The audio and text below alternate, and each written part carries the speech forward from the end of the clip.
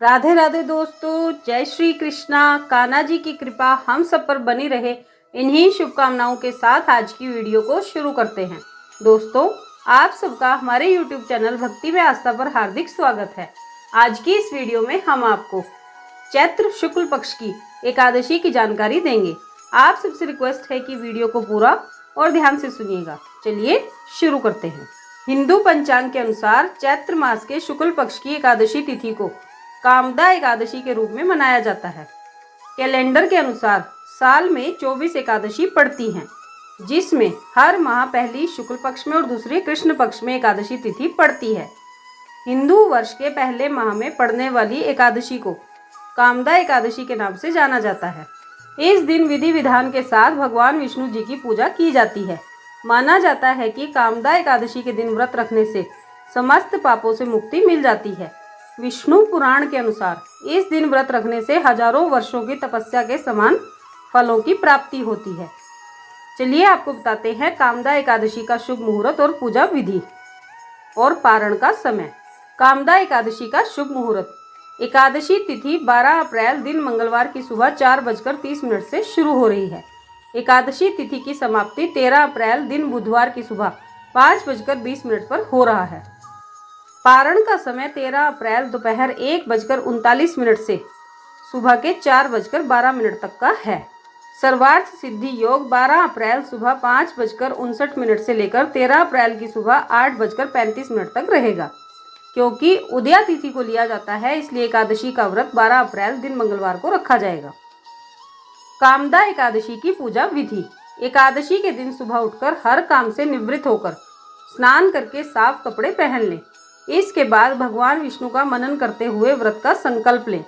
इसके बाद भगवान विष्णु की पूजा करें। सबसे पहले एक चौकी में पीले रंग का कपड़ा बिछाकर भगवान विष्णु की मूर्ति या तस्वीर उस पर स्थापित करें।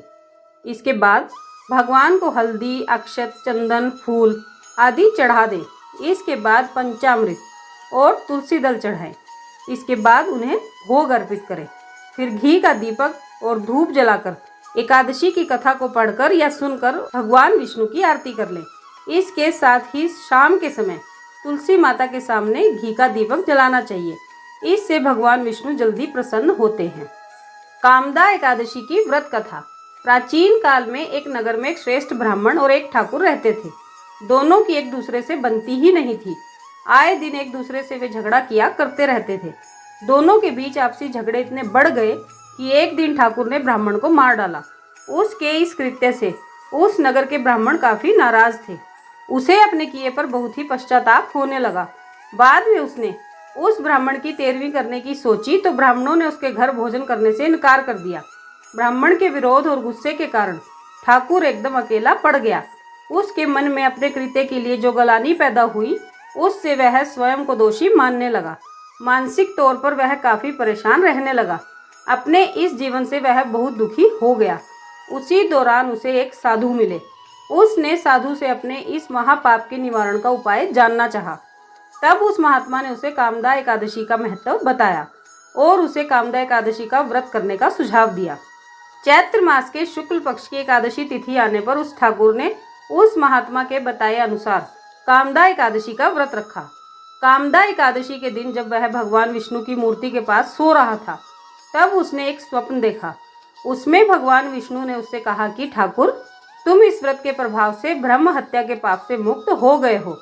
ब्रह्म हत्या के अपराध बोध से मुक्त होकर उस ठाकुर ने कामदा एकादशी व्रत के महत्व को लोगों को भी बताया। कामदा एकादशी का व्रत करने से व्यक्ति के सभी पाप नष्ट हो जाते हैं। विष्णु लोक में उस व्यक्ति को स्थान प्राप्त होता है और उसकी अन्य मनोकामनाएं भी पूर्ण होती हैं। बोलिए श्री हरि विष्णु जी की जय। तो दोस्तों, ये थी कामदा एकादशी की संपूर्ण जानकारी। आप सबने वीडियो को ध्यान से सुना, इसके लिए आपका धन्यवाद। आज की वीडियो में बस इतना ही। कल फिर मिलेंगे एक और नई वीडियो के साथ। तब तक स्वस्थ रहिए, मस्त रहिए, अपना और अपनों का ख्याल रखते रहिए और प्रभु के श्री चरणों से जुड़े रहिए। राधे राधे दोस्तों, जय श्री कृष्णा, जय माता दी।